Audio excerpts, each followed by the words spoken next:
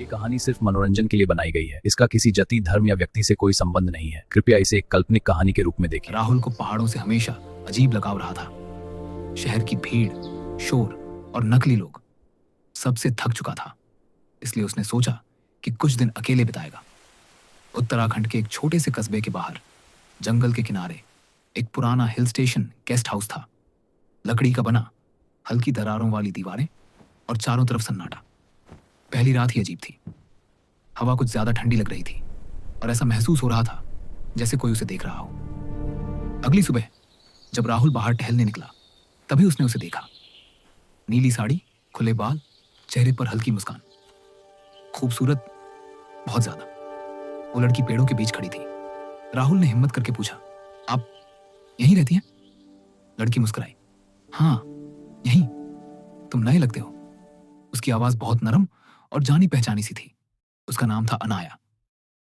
अगले कई दिन राहुल और अनाया साथ घूमते, झरना, जंगल, पुराने रास्ते। लेकिन अजीब बात यह थी कि अनाया सिर्फ सुबह और शाम ही मिलती, रात को कभी नहीं। राहुल ने एक दिन पूछा, रात को कहाँ रहती हो?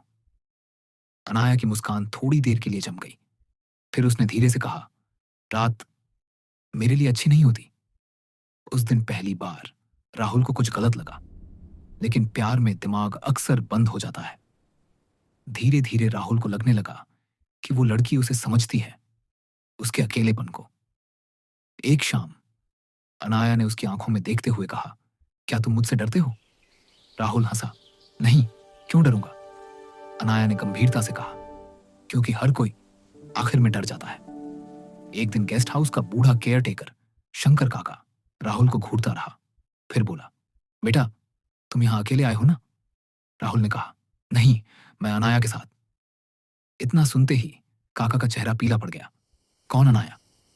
वही नीली साड़ी वाली लड़की। काका कांपते हुए बोला, बेटा यहां 7 साल पहले एक लड़की मरी थी, नाम था अनाया। राहुल को लगा मजाक है, लेकिन काका ने आगे बताया, वो इसी जंगल में अपने मंगेतर का इंतजार करते करते मर गई थी। राहुल हंसने की कोशिश करता है, लेकिन दिल तेज धड़कने लगा। उस रात राहुल को नींद नहीं आई। रात के ठीक 2:47 अचानक किसी ने उसका नाम लिया। राहुल, वो आवाज अनाया की थी। वह बाहर गया। जंगल के बीच वही नीली साड़ी में खड़ी थी। तुमने मुझसे झूठ बोला, राहुल बोला। अनाया की आंखों से आंसू बहने लगे। मैंने सच नहीं छुपाया। तुमने पूछा ही नहीं कि मैं जिंदा हूं या नहीं। हवा ठंडी हो गई, पेड़ हिलने लगे। अनाया बोली, मैं यहीं बंधी हूं राहुल, 7 साल से। लेकिन तुम मुझे छू सकती थी, हंस सकती थी, क्योंकि तुम मुझे देख सकते थे। उसने राहुल का हाथ पकड़ा, हाथ बर्फ जैसा ठंडा। मैं अकेली हूं और तुम मुझे छोड़ दोगे? राहुल ने पीछे हटने की कोशिश की, लेकिन जंगल जैसे सिकुड़ गया हो। अनाया की आवाज बदलने लगी, मत जाओ। उसका चेहरा धीरे धीरे बिगड़ने लगा, आंखें काली, मुस्कान टेढ़ी। राहुल, तुम मेरे साथ रहोगे ना? जमीन से हाथ निकलने लगे। राहुल भागा गेस्ट हाउस की तरफ। पीछे से आवाज आई, मैंने तुमसे प्यार किया है। सुबह गेस्ट हाउस खाली था। शंकर काका पुलिस को बुलाते हैं। राहुल गायब। जंगल में सिर्फ एक चीज मिली, राहुल का फोन। फोन में आखिरी वीडियो रिकॉर्ड था। वीडियो में राहुल कैमरे की तरफ देख रहा था। अगर कोई ये देख रहा है तो अनाया पर भरोसा मत करना। अचानक पीछे से एक आवाज आई, राहुल तुम किससे बात कर रहे हो?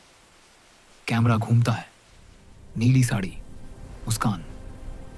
वीडियो वहीं कट हो जाता है। आज भी उस गेस्ट हाउस में आने वाले लोग कहते हैं, कभी कभी जंगल में एक लड़का और एक खूबसूरत लड़की हाथ पकड़कर चलते दिखते हैं, लेकिन लड़की की परछाई नहीं होती और लड़के के कभी जमीन को छूती ही नहीं।